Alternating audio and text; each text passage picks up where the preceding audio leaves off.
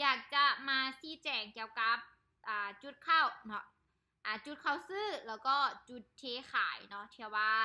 ให้แต่ละคนเนาะสามารถสร้างกำไรได้ทุกๆครั้งเนาะที่ว่าตนเองลงทุนเนาะบ่ว่าจะลงทุนในหุ้นเนาะคริปโตทองคำโอเคโอเคโอเคเออโอเคโอเคโอเคทุกคนเนาะมาเดี๋ยวเฮามาเริ่มน้ำกันเลยเนาะทุกครั้งในการที่เฮาเข้าเนาะบ่ว่าจะลงทุนในหุ้นหรือคริปโตเนาะก็คืออยากให้เบิ่งจากภาพรวมของตลาดก่อนเนาะเบิ่งจากลักษณะของตลาดว่าในส่วนจังหวะที่เฮาจะเทรดอยู่นี่เนาะตลาดหรือว่าราคาของตลาดในหุ้นที่เฮาจะเลือกเข้านั่นเนาะอยู่ในส่วนราคาใดเนาะแล้วทำการซื้อเนี้ยหลายบ่เนาะหรือว่าทำการขายได้หลายบ่เนาะเชื่อว่าให้เฮาเนี่ยสามารถจับจุดได้พวกเจ้าเนาะโดยเฉพาะที่เฮาลงทุนในราคานี่จำเป็นที่จะต้องเบิ่งเลยเนาะต้องเบิ่งว่าในการลงทุนในราคาของเฮานี่เนาะในจุดโซนเนาะหรือว่าจุดสำคัญเนี่ยเทขายหลายบ่เนาะเพราะว่าอย่างถ้าเฮาเทขายตามคนสลายเนาะเฮาจะมีกำไรได้เนาะหรือว่าถ้าเฮาซื้อตามคนสลายเนาะเฮาก็จึงจะมีกำไรนะความหมายเนาะโอเคเนาะเดี๋ยวสำหรับในส่วนนี้เนาะค่อยจะทาศึกษาอยู่ในคู่เงินของกราฟสุยนะแล้วก็ในส่วนของกราฟสุยนี่เนาะก็ถือว่ายังเป็นจังหวะที่โอกาสเขาซื้อได้อยู่เนาะเดี๋ยวเบิ่งในส่วนของลักษณะหน้าเด้อเดี๋ยวเบิ่งในส่วนของลักษณะหน้าเนาะแป๊บนึงแป๊บนึงแป๊บ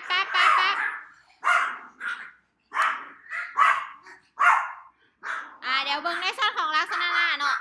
เดี๋ยวเบิ่งในส่วนของออเดอร์หน้าเดี๋ยวเบิ่งในส่วนของออเดอร์หน้าเด้อโอเคนะครับนี่อาจจะไปไวมาไวนิดนึงเนาะเพราะว่าค่อยมีเวียกต่อเนาะโอเคทุกคนเนาะสำหรับในคู่เงินในส่วนของกราฟสุยเนาะในส่วนนี้นี่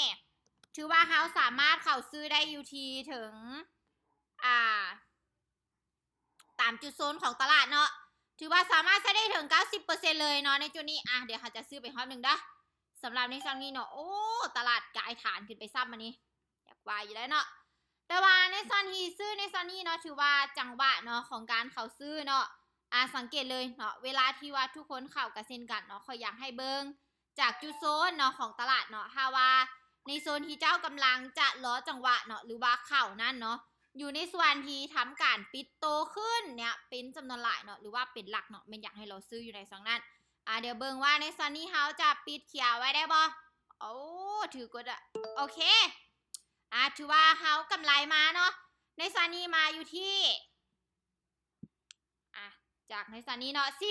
47.97 เนาะถือว่ากำไรมาอยู่ที่ล้านป่ายพวกเจ้าเนาะกำไรมาอยู่ที่ล้านป่ายเลยเนาะเพราะว่าเดี๋ยวนี้นี่เรทเงินกำลังขึ้นพวกเจ้าใครที่ว่ามีแนวทางเนาะอยากจะเก็บเนาะหรือว่าแนวโน้มเนาะที่ทำการเขาซื้อหรือขายน่ะแม่นอยากให้เน้นเลยเนาะถ้าเจ้าเห็นว่าในโซนที่ทำการจะซื้อเนาะอยู่ในส่วนของการปิดตัวขึ้นแบบเนี้ยเจ้าหลอซื้อเลยเนาะแล้วถ้าว่าอยู่ในจุดโซนขายแบบนี้เนาะก็คืออยากให้รอเข้าขายเลยเนาะอยากให้รอเข้าขายเลยเนาะในส่วนลักษณะแบบนี้แล้วก็หาเทียมในส่วนจุดโซนเนาะถ้าว่าอยากจะซื้อก็รอในจุดลักษณะแบบนี้เนาะให้ฐานราคามันจำเนาะให้แห่งซื้อพุ่งขึ้นเนาะฐานราคาจำแล้วก็ซื้อได้เลยเนาะแต่ถ้าว่าเป็นลักษณะแห่งขายได้สามารถซื้อได้บอซื้อได้เนาะแต่ถ้าว่าในกรณีที่ว่ามีขายปนนำกับโบฟ้าเนาะสโลไปก่อนเนาะเดี๋ยวมาเปลี่ยนมาที่คู่เงินของ BDC นะเดี๋ยวค่อยจะสาธิตการเข่าให้อีกจักจังหวะหนึ่งเนาะแล้วก็เขาจะหยุดทุกคู่เงินเนาะสามารถใช้ได้ในวิธีการนี้ได้หมดเลยเนาะโดยเฉพาะที่ใช้เป็นไทม์เฟรมโดนเนาะแบบ1 ชั่วโมงขึ้นเนาะก็สามารถใช้ได้เนาะสำหรับในส่วนของจังหวะมาเดี๋ยวเข้ามาอยู่ที่ในคู่เงินของ BDC เด้อเนาะเดี๋ยวสำหรับออเดอร์นี้เราค่อยกะจะจุไว้ก่อนเนาะเขาดีค่อยมีเวียกต่อน้อยหนึ่งพวกเจ้าเนาะเดี๋ยวไว้เจอกันในรอบในส่วนของ9 โมงเนาะเดี๋ยวจะมาวิเคราะห์โอเคเนาะสำหรับในส่วนนี้เนาะถือว่าเป็นโอกาสที่ทำค่อนข้างว่าสโลโซนขายเนาะโอ้ในจังหวะนี้เดี๋ยวโอเคทุกคนเนาะจะซื้อไปอีกรอบหนึ่งเด้อโอ้ซ่าเพื่อนเนาะบวกกับกายโซนขึ้นไปในซองท้ายเนาะเป็นอย่างเนาะจึงซื้อในซอนนี้เนาะเพราะว่าจังหวะของตลาดเนาะในซอนนี้นี่จะมีทางส่วนซื้ออยู่แน่ เนาะแต่ว่าแห่งซื้อก็เริ่มพุงกายขึ้นไปเนาะเบิ่งว่าตามกรอบแล้วราคามันจะดันทันบ่ถือว่าค่อนข้างว่าสุ่มเสี่ยงอยู่เนาะเบิ่งดูว่าตามกรอบในซองนี้เราจะทันบ่เนาะแต่ว่าสำหรับในโอกาสเนาะหาไส้เป็นไทม์เฟรมอยู่ที่30นาทีขึ้นนี่ก็คือว่าเฮาเข้าได้เลยเนาะเบิ่งว่าสิดันทันบ่ในจังหวะนี้โอ้บ่ทันซะเนาะตอนนี้นี่ถือว่ากำไรเหลืออยู่ที่10ปลายเหรียญเนาะมาเดี๋ยวมาเน้นอีกเบิ่งจังหวะนึงเนาะแต่ว่ายังให้ติดตามเลยเนาะถ้าว่าใกล้โซนกันหลายเกินไปเฮาก็จะรอไว้เนาะบ่ซั่นมันจะกดดันราคาคือออเดอร์เมื่อกี้เนาะเดี๋ยวหาเบิ่งกรอบก่อนโอ้ค่อนข้างว่าอยากติดไซด์เวย์เลยเนาะในสไนก็พอ2นัด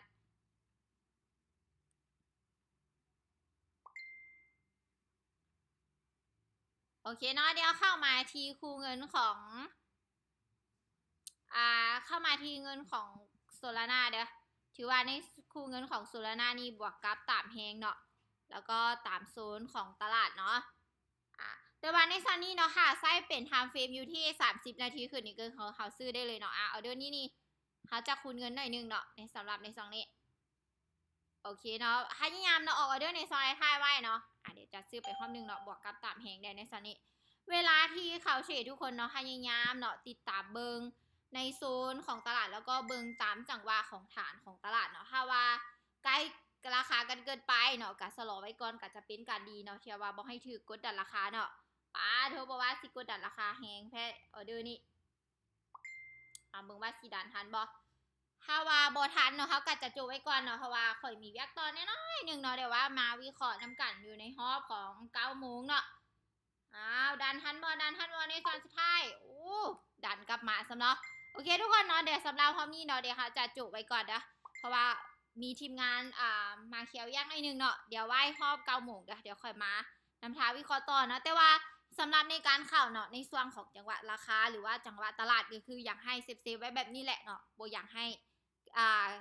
ใกล้กันหลายเนาะถ้าว่าใกล้กันหลายมันก็จะเป็นลักษณะที่กดดันราคาหน่อยนึงเนาะแต่ถ้าว่าในกรณีที่ความเสี่ยงเนาะเขาใส่อยู่ที่ time frame 5 นาทีขึ้นหรือว่า30 นาทีขึ้นก็คือเน้นเอาเลยเนาะแล้วก็คือโดยเฉพาะออเดอร์หน้าเนาะใครที่มีแผนที่อยากจะเข้าต่อเนาะก็คือในออเดอร์หน้านี่ก็คือเขาสามารถซื้อได้เลยเนาะเพราะว่าในซองของโซนเนี้ยมันจะไหลมามาหาฐานทับในตัวนี้ละเนาะในชูกราฟเนาะถ้าว่าจะซื้อกันเลยเนาะก็คือสามารถที่จะเข้าได้เลยเนาะคือโดยเฉพาะในซองนี้ก็เช่นกันเนาะก็คือว่าเขาสามารถที่จะซื้อตามได้เลยเนาะสำหรับในซองนี้เนาะในตัวนี้นี่จะซื้อไปเลยเนาะเวลาที่เข้าเนาะทุกคนเนาะพยายามเนาะเบิ่งจากโซนแล้วก็จากฐานของจังหวัดตลาดนั่นแหละเนาะตามไปรถโอเคทุกคนเนาะเดี๋ยวสำหรับในห้องนี้เนาะเดี๋ยวหาจบไว้ก่อนเดี๋ยวไหว้พ่อกันในห้องของ11 โมงอีกครั้งหนึ่งเด้อพอดีค่อยมีเวียกด่วนเนี่ยเนาะพอดีค่อยมีเวียกด่วนเข้ามาเนี่ย